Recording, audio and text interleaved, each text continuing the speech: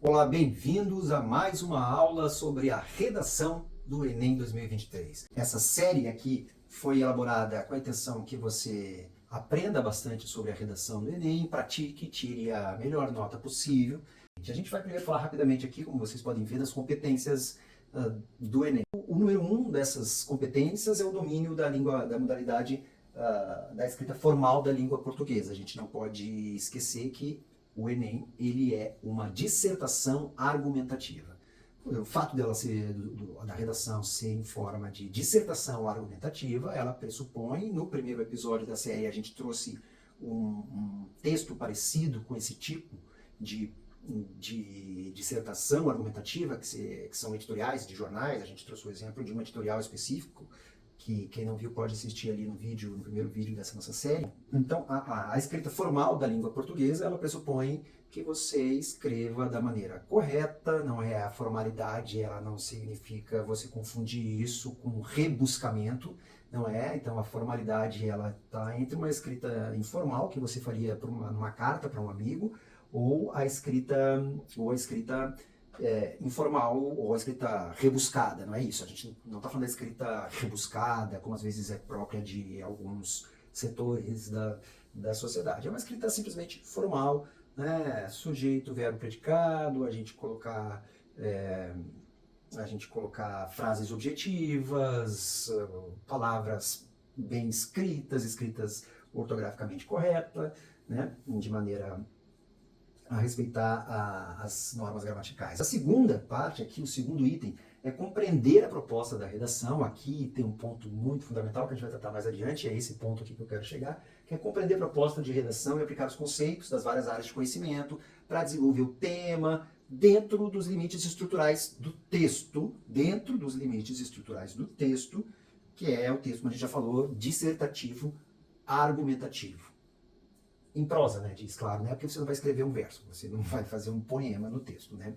O conceito 3 aí tem mais a ver aqui com selecionar, relacionar, organizar e interpretar as informações e os fatos. Vão ser dados textos motivadores ou textos bases antes de ser dada o tema em si da redação. A gente vai entrar nos temas nos próximos episódios, né, tanto os temas anteriores como possíveis temas para essa prova de 2023, interpretar, organizar as informações e os fatos defendendo um ponto de vista. Você vai ter que tomar um partido ali, você vai ter que defender um ponto de vista, um partido no sentido, certamente não vai ser ideológico, mas no sentido de vai ser apresentada uma questão, um problema ou alguma questão relativa à sociedade, à cultura, né,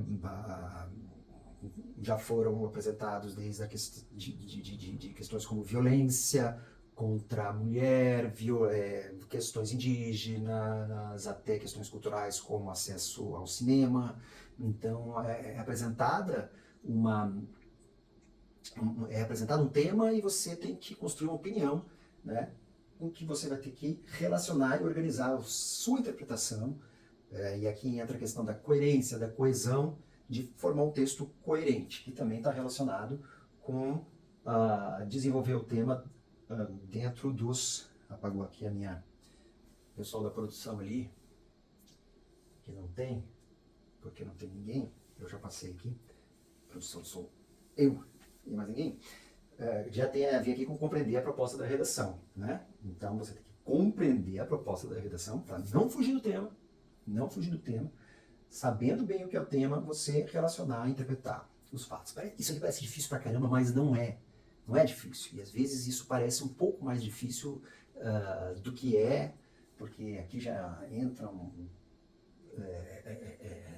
talvez aqui esteja escrito até de uma maneira mais formal do que deveria, do que uma própria redação. Aqui no quarto, o quarto é demonstrar o conhecimento dos mecanismos linguísticos necessários para a construção da argumentação. Mecanismos linguísticos, eu acho isso aqui uma maravilha. Mecanismos linguísticos, né, cara? Que coisa bonita. Mecanismos linguísticos, né? A língua é feita de mecanismos, né? Como se fossem engrenagens, assim, construída de uma maneira de engenharia, os mecanismos, né? não sei, não sei vocês, mas eu sinto isso aqui, parece que, sei lá, tá a língua ali dentro de uma fábrica sendo fabricada, quando não é, né? A língua a gente sabe necessária para construir a argumentação. Agora vamos para o quinto, não perder tempo. Elaborar a proposta, daqui a pouco o computador desliga sozinho. Elaborar a proposta, aqui está um ponto fundamental, que é um ponto que distingue o Enem às vezes de muitas outras provas de vestibulares, inclusive tem alguns que não pedem essa questão de elaborar a proposta de intervenção para o problema abordado. Então você vai ter que intervir no problema abordado, aqui ligando o computador de novo, e voltando.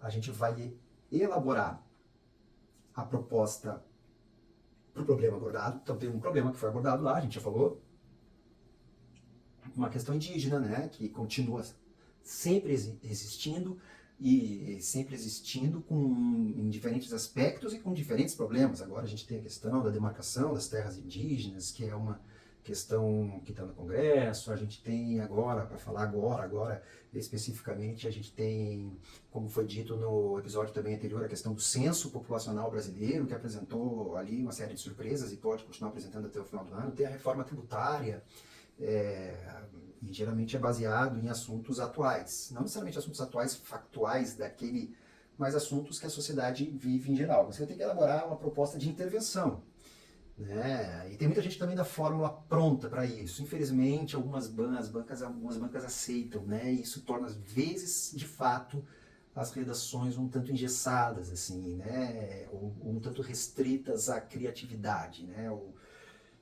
Porque as propostas de intervenção para o problema abordado, elas envolvem o quê?